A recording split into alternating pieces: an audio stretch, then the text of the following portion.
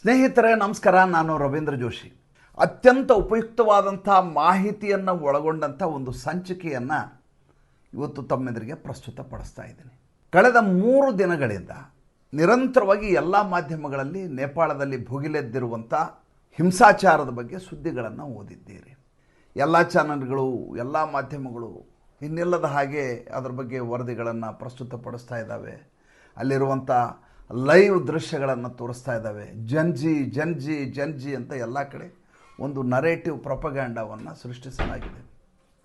ಸುಮಾರು 26 ಚಾನಲ್ಗಳನ್ನು ಇದ್ದಕ್ಕಿದ್ದ ಹಾಗೆ ಲೈಸೆನ್ಸ್ ಇಲ್ಲ ಅನ್ನುವಂಥ ಕಾರಣವನ್ನು ಒಡ್ಡಿ KP ಶರ್ಮಾ ಓಲಿ ಅನ್ನುವಂಥ ವ್ಯಕ್ತಿ ಬ್ಯಾನ್ ಮಾಡಿದ್ದರಿಂದ ಅಲ್ಲಿಯ ಪ್ರಧಾನಮಂತ್ರಿ ಜನ ರೊಚ್ಚಿಗೆದ್ದು ಈ ರೀತಿಯಾದಂಥ ಪ್ರತಿಭಟನೆಯನ್ನು ಮಾಡ್ತಾ ಇದ್ದಾರೆ, ಹಿಂಸಾಚಾರ ಮಾಡ್ತಾ ಇದ್ದಾರೆ ಅಂತ ಎಲ್ಲ ಕಡೆ ಬಿತ್ತರಿಸಲಾಗ್ತಾ ಇದೆ.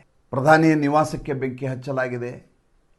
ಈಗ ಇದ್ದಂಥ ಪ್ರಧಾನಿ KP ಶರ್ಮಾ ಓಲಿ ಪರಾರಿಯಾಗಿದ್ದಾನೆ ಹೆಲಿಕಾಪ್ಟರ್ನಲ್ಲಿ. ಮಾಜಿ ಪ್ರಧಾನಿಯ ಪತ್ನಿಯನ್ನು ಜೀವಂತವಾಗಿ ಸುಡಲಾಗಿದೆ. ಆಕೆಯ ಮನೆಯ ಸಹಿತ ಮನೆ ಭಸ್ಮಗೊಂಡಿದೆ. ಅಲ್ಲಿಯ ವಿತ್ತ ಸಚಿವರನ್ನು ಅಟ್ಟಾಡಿಸಿಕೊಂಡು ಬೀದಿಯಲ್ಲಿ ಹೊಡಿತಾ ಇದ್ದಾರೆ. ಇಡೀ ನೇಪಾಳ ಭುಗಿಲೆದ್ದು ಹೋಗಿದೆ. ಹಾಗಾದರೆ ಕೇವಲ ಫೇಸ್ಬುಕ್ಕು, ಯೂಟ್ಯೂಬು, ಇನ್ಸ್ಟಾಗ್ರಾಮ್ಗಾಗಿ ಇಷ್ಟೊಂದು ದೊಡ್ಡ ಮಟ್ಟದ ಹಿಂಸಾಚಾರ ಆಗಲಿಕ್ಕೆ ಸಾಧ್ಯವಾ? ಒಂದು ಕಾಮನ್ ಸೆನ್ಸನ್ನು ಬಳಸಿ ಆಲೋಚನೆಯನ್ನು ಮಾಡಿ. ಅಲ್ಲಿ ನಿಮಗೆ ಕಾಣ್ತಾ ಇರುವಂಥವರು ಅವ್ರು ಯಾರಾದರೂ ನಿಮಗೆ ವಿದ್ಯಾರ್ಥಿಗಳ ರೀತಿಯಲ್ಲಿ ಕಾಣಿಸ್ತಾ ಇದ್ದಾರಾ? ಕೇವಲ ಫೇಸ್ಬುಕ್ಕು, ಇನ್ಸ್ಟಾಗ್ರಾಮು, ಯೂಟ್ಯೂಬು ನಿಂತೋಗಿದೆ ಅಂತ ಈ ರೀತಿಯ ಹಿಂಸಾಚಾರವನ್ನು ಯಾರಾದರೂ ಮಾಡಲಿಕ್ಕೆ ಸಾಧ್ಯವಾ? ಯೋಚನೆ ಮಾಡಬೇಕಾದಂಥ ವಿಚಾರ ಅಲ್ವಾ? ಎಲ್ಲರೂ ಹೇಳ್ತಾ ಇದ್ದಾರೆ ಅಂತ ನಾವು ಹೇಳಿಬಿಡೋದು, ಎಲ್ಲರೂ ಆ ರೀತಿಯಾದಂಥ ಸುದ್ದಿ ತೋರಿಸ್ತಾ ಇದ್ದಾರೆ ಅಂದರೆ ಈ ರೀತಿ ಆಗಿದೆ ಅಂತ ನಾವೇ ಗ್ರಹಿಸಿಕೊಂಡು ಬಿಡೋದು, ಅಂದ್ಕೊಂಡು ಬಿಡೋದು ಎಷ್ಟು ಮಟ್ಟಿಗೆ ಸರಿ? ಇದರ ವಸ್ತುಸ್ಥಿತಿ ಏನು ಅಂತ ನಾನು ಸ್ಪಷ್ಟವಾಗಿ ಇವತ್ತು ತಮ್ಮೆದುರಿಗೆ ಹೇಳುವಂಥ ಪ್ರಯತ್ನವನ್ನು ಮಾಡ್ತೀನಿ. ಮೊದಲನೇದಾಗಿ ಈ ಪ್ರತಿಭಟನೆ ಶುರುವಾಯ್ತಲ್ಲ, ಇದಕ್ಕೆ ಕರೆಯನ್ನು ಕೊಟ್ಟವರು ಯಾರು? ಕರೆಯನ್ನು ಕೊಟ್ಟವರು ಒಂದು NGO ಆರ್ಗನೈಜೇಷನ್.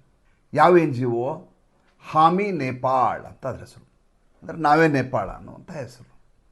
ಈ ಹಾಮಿ ನೇಪಾಳ್ನ ಸಂಸ್ಥಾಪಕ ಸುರಾನ್ ಗುರಂಗ್ ಅಂತ ಈತನ ಹೆಸರು. ಸಂಸ್ಥಾಪಕ ಈತ ಸುರಾನ್ ಗುರಂಗ್ ಹೌದು. ಆದರೆ ಇದಕ್ಕೆ ಫಂಡ್ ಮಾಡ್ತಾ ಇದ್ದಂಥ ವ್ಯಕ್ತಿ ಹೆಸರು ಡಾಕ್ಟರ್ ಸಂದೂಕ್ ರೋಯಿಟ್ ಅಂತ ಹೇಳಿದ್ರು. ಈ ಡಾಕ್ಟರ್ ಸಂದೂಕ್ ರೋಯಿಟ್ಗೆ ಈ ಹಿಂದೆ ಮೆಗಾಸೆಸೆ ಪ್ರಶಸ್ತಿ ಬಂದಿತ್ತು. ನಮ್ಮಲ್ಲಿ ಭಾಳ ಜನರಿಗೆ ಬಂದಿದೆ. ರವೀಶ್ ಕುಮಾರ್ ಎನ್ನುವಂಥ ಎಡಚರ ಪತ್ರಕರ್ತನಿಗೆ ಬಂದಿದೆ. ಅರವಿಂದ್ ಕೇಜ್ರಿವಾಲ್ಗೆ ಬಂದಿದೆ. ಈ ರೀತಿಯಾದಂಥ ಯಾರು ಎಡಚರ ಆಲೋಚನೆ ಇಟ್ಕೋತಾರೋ, ಯಾರು ವಾಸ್ತವವಾಗಿ ಅರಾಜಕತೆಯನ್ನು ಇಷ್ಟಪಡ್ತಾರೋ, ಯಾರು ವ್ಯವಸ್ಥೆಯ ವಿರುದ್ಧವಾಗಿ ದಂಗೆ ಏಳಬೇಕು ಅನ್ನುವಂಥ ಮನಸ್ಥಿತಿಯನ್ನು ಹೊಂದಿರ್ತಾರೋ ಅಂಥ ವ್ಯಕ್ತಿಗಳು ಸಾಲಾಗಿ ಮ್ಯಾಗಸೆಸೆ ಪ್ರಶಸ್ತಿಯನ್ನು ತೆಗೆದುಕೊಂಡಿದ್ದನ್ನು ನೀವು ನೋಡ್ಬೋದು. ಈ ಡಾಕ್ಟರ್ ಸಂದೂಕ್ ರೋಯಿಟ್ ಇದಾನಲ್ಲ, ಈತನ ಜೊತೆ CIA ಸಂಬಂಧ ಇದೆ. ಅಂದರೆ ಅಮೇರಿಕೆ ಬೇಹುಗಾರಿಕಾ ಸಂಸ್ಥೆ ಮತ್ತು ಈ ರೀತಿಯಾದಂಥ ರೆಜಿಮ್ ಚೇಂಜ್ ಮಾಡಲಿಕ್ಕೆ ಭಾಳ ಬಲವಾದಂಥ ಷಡ್ಯಂತ್ರವನ್ನು ಹೊಂದಿರುವಂಥ ಸಂಸ್ಥೆ. ಇದು ಇವತ್ತಿನ ಕಾಲಘಟ್ಟದ ಬಗ್ಗೆ ಮೊದಲು ಇದನ್ನು ತಿಳ್ಕೊಬೇಕಾದ ವಿಚಾರ. ಎರಡನೆಯ ಸ್ಥಿತಿಗತಿಯನ್ನು ನೋಡೋಣ. 1988 ರಾಜೀವ್ ಗಾಂಧಿಯವರು ನೇಪಾಳಕ್ಕೆ ಭೇಟಿಯನ್ನು ನೀಡ್ತಾರೆ.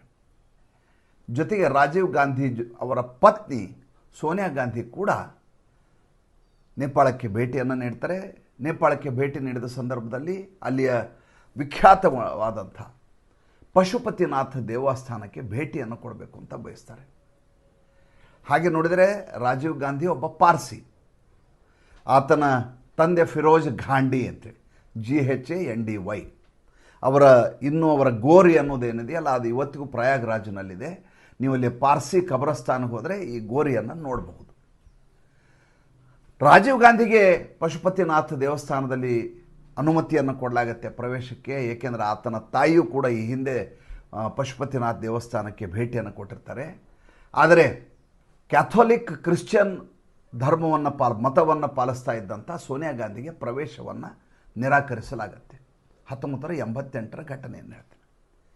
ಯಾವಾಗ ಈ ರೀತಿ ಪ್ರವೇಶವನ್ನು ನಿರಾಕರಿಸಲಾಗುತ್ತೋ ತಕ್ಷಣದಲ್ಲಿ ಸೋನಿಯಾ ಗಾಂಧಿ ರೊಚ್ಚಿಗೆದ್ದು ಬಿಡ್ತಾರೆ.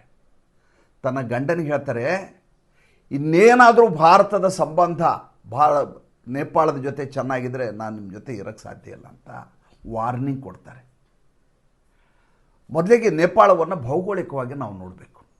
ಅದೊಂದು ಲ್ಯಾಂಡ್ ಲಾಕ್ ನೇಷನ್, ಅಂದರೆ ಅದಕ್ಕೆ ಯಾವುದೇ ರೀತಿಯಾದಂಥ ಸಮುದ್ರ ಪ್ರವೇಶ ದ್ವಾರ ಇಲ್ಲವೇ ಇಲ್ಲ. ಅದಕ್ಕೆ ಸುತ್ತಲೂ ಭೂಮಿ, ಆ ಕಡೆ ಚೈನಾ, ಈ ಕಡೆ ಭಾರತ ನೀವು ಉತ್ತರ ಪ್ರದೇಶ, ನೇಪಾಳ ಎಲ್ಲ ನೋಡ್ಬೋದು ನೀವು. ಹಾಗಿರುವಂಥ ಒಂದು ದೇಶ ಅದು, ಹಿಂದೂ ದೇಶ, ಪರಮಮಿತ್ರ ದೇಶ, ಭಾರತದ ಜೊತೆ ತುಂಬ ಒಳ್ಳೆಯ ಸಂಬಂಧ ಇಟ್ಕೊಂಡಂಥ ದೇಶ. ರೋಟಿ ಬೇಟಿಕಾ ಸಂಬಂಧ ಅಂತ ಹೇಳ್ತಾರೆ, ಅಂದರೆ ಆಹಾರಕ್ಕಾಗಿ ಭಾರತದ ಮೇಲೆ ನಿರ್ಭರ ಆಗಿರೋ ದೇಶ. ಆಮೇಲೆ ಮಗಳನ್ನು ಭಾರತ ದೇಶಕ್ಕೆ ಮದುವೆ ಮಾಡಿಕೊಡಬಹುದಾದಂಥ ದೇಶ, ಅಲ್ಲಿಯ ಮಗಳನ್ನು ತನ್ನ ದೇಶಕ್ಕೆ ಕರ್ಕೊಂಡು ಹೋಗಬಹುದಾದಂಥ ದೇಶ. ಅಂದರೆ ವೈವಾಹಿಕ ಸಂಬಂಧ ಮತ್ತು ಆಹಾರ ಎರಡಕ್ಕೂ ಇದು ಅವಿನಾಭಾವ ಸಂಬಂಧವನ್ನು ಹೊಂದಿರುವಂಥ, ಎಲ್ಲ ವಿಷಯಕ್ಕೂ ನೀವು ಒಂದೇ ಅಂತ ಪರಿಭಾವಿಸುವಂಥ ರಾಷ್ಟ್ರ ಆಗಿದ್ದಂಥ ನೇಪಾಳ. ಒಂದು ಹಾಲಿನಿಂದ ಹಿಡಿದು, ಒಂದು ನೀರಿನಿಂದ ಹಿಡಿದು, ಒಂದು ಆಹಾರ ಪೂರೈಕೆಯಿಂದ ಹಿಡಿದು, ಒಂದು ತರಕಾರಿ ಕಾಯಿಪಲ್ಯದಿಂದ ಹಿಡಿದು ಎಲ್ಲವೂ ಭಾರತದಿಂದ ರಫ್ತಾಗ್ತಾ ಇತ್ತು. ಸಂಪೂರ್ಣವಾಗಿ ಗುಡ್ಡಗಾಡು ಪ್ರದೇಶ ಅದು ನೇಪಾಳ. ಹಾಗಿದ್ದದ್ದನ್ನು ತನ್ನ ಪತ್ನಿಯ ಮಾತನ್ನು ಕೇಳಿ ರಾಜೀವ್ ಗಾಂಧಿಯವರು ಇದ್ದಕ್ಕಿದ್ದ ಹಾಗೆ ಅದರ ಮೇಲೆ ನಿಷೇಧವನ್ನು ಹೇರಿಬಿಡ್ತಾರೆ. ಒಂದು ರಾಷ್ಟ್ರ, ಒಂದು ಬೃಹತ್ ಭಾರತ ಅಂತ ರಾಷ್ಟ್ರ ಈ ರೀತಿ ನಿಷೇಧ ಹೇರಿದ ಸಂದರ್ಭದಲ್ಲಿ ನೇಪಾಳ ಏನು ಮಾಡಬೇಕು ಹೇಳಿ? ರಾಜ ಆಳ್ತಾ ಇದ್ದಂಥ ನಾಡದು, ಹಿಂದೂ ರಾಷ್ಟ್ರ. ಅನಿವಾರ್ಯವಾಗಿ ಚೈನಾದ ಮೊರೆ ಹೋಗುತ್ತೆ. ಚೈನಾ ಅದಕ್ಕೆ ಸಹಾಯ ಮಾಡಲಿಕ್ಕೆ ಶುರು ಮಾಡುತ್ತೆ. ಭಾರತದ ಜೊತೆ ಸಂಬಂಧವನ್ನು ಕಡಿದುಕೊಳ್ಳಲಾಗತ್ತೆ. ಕಾಲಾಂತರದಲ್ಲಿ ಅಲ್ಲಿ ಹೋರಾಟಗಳು ಶುರುವಾಗ್ತವೆ.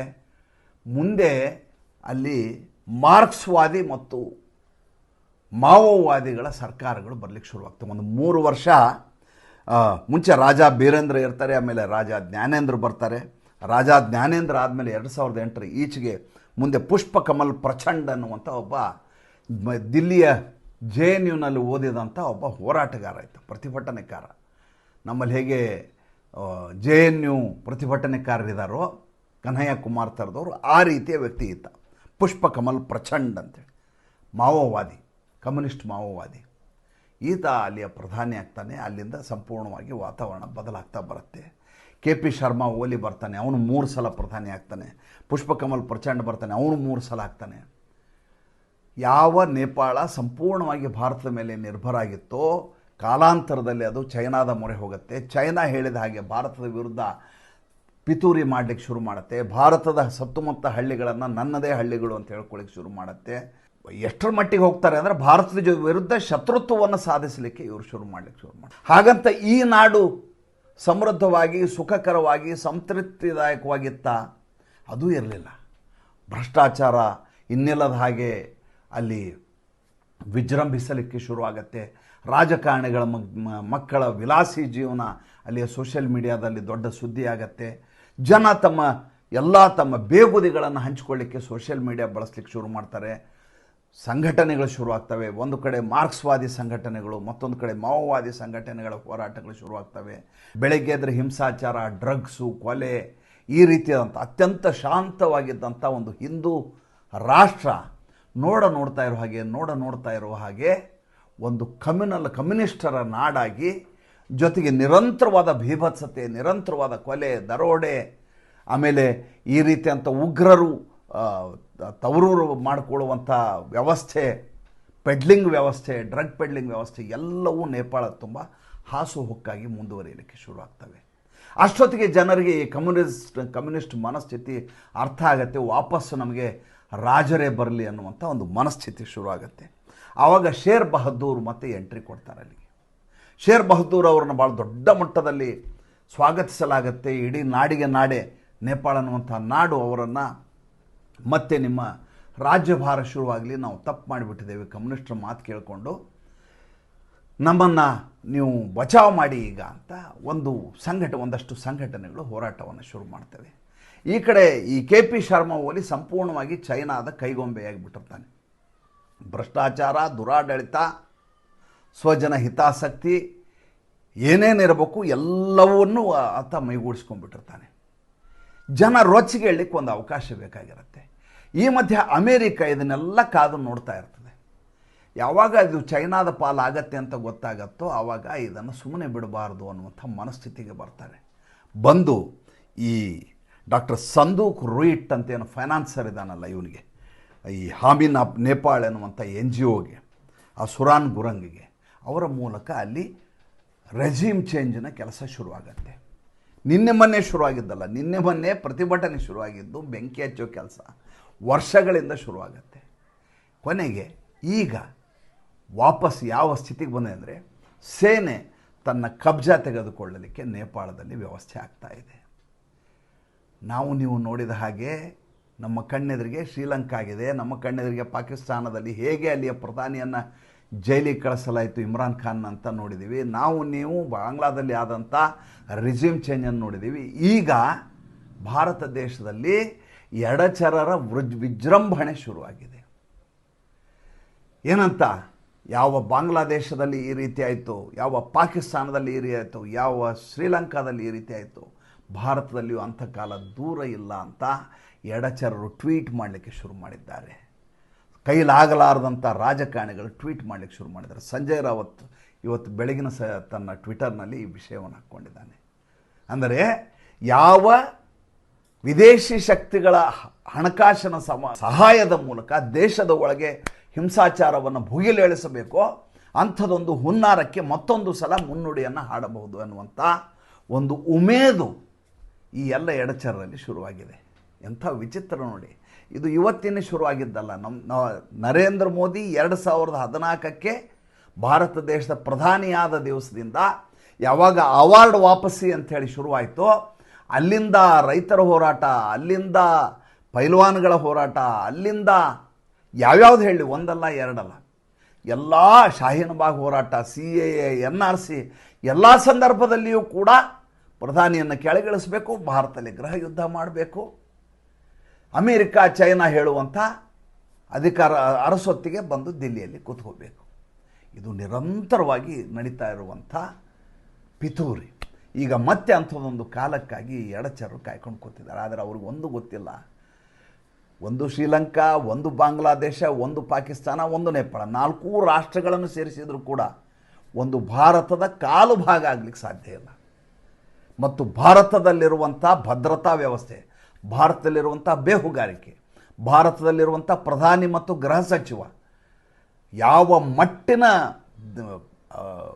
ಅಲರ್ಟ್ನೆಸ್, ಜಾಗೃತಾವಸ್ಥೆಯಲ್ಲಿ ಇರ್ತಾರೆ ಅಂತಂದರೆ ಒಂದು ಕೂದಲು ಕೊಂಕಿದರೆ ಸರ್ಕಾರದಲ್ಲಿ ಎಲ್ಲವೂ ಗೊತ್ತಾಗುತ್ತೆ. ಮೊನ್ನೆ ಒಂದು ಸಣ್ಣ ಉದಾಹರಣೆ ಹೇಳ್ತೇನೆ ನಿಮಗೆ, ಸ್ಥಳೀಯವಾಗಿದೆ ಆದರೆ ಗೊತ್ತಿರಬೇಕು ನಿಮಗೆ. ಏನಂತ, ಮುಂಬೈನಲ್ಲಿದ್ದೆ, ಗಣಪತಿ ವಿಸರ್ಜನೆ ಆಗಬೇಕು, ಕರೆಕ್ಟಾಗಿ ಸಂಜೆ, ನಾಳೆಯಿಂದ ವಿಸರ್ಜನೆ, ಅನಂತ ಚತುರ್ದಶಿ.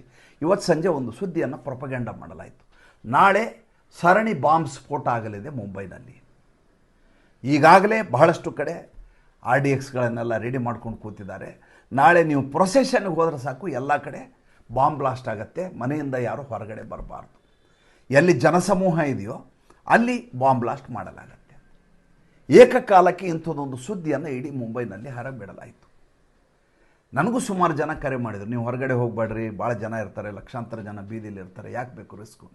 ನಾನು ನಕ್ಕೆ, ಬಾಂಬೆದಲ್ಲಿ ಪ್ರತಿ ದಿವಸ ಬೆಳಗ್ಗೆ ಈ ರೀತಿ ಬಾಂಬ್ ಹಾಕಲಿಕ್ಕೆ ಕಾಯ್ಕೊಂಡು ಕೂತಿರುವಂಥ ಸ್ಲೀಪರ್ ಸೆಲ್ನ ಭಯೋತ್ಪಾದಕರು ಕಾಯ್ಕೊಂಡು ಭಾಳಷ್ಟು ವರ್ಷಗಳಿಂದ ಕೂತಿದ್ದಾರೆ. 11ನೇ ವರ್ಷ ಇದು ನಡೀತಾ ಇದ್ದು, 2014ರಿಂದ 2025ರವರೆಗೂ.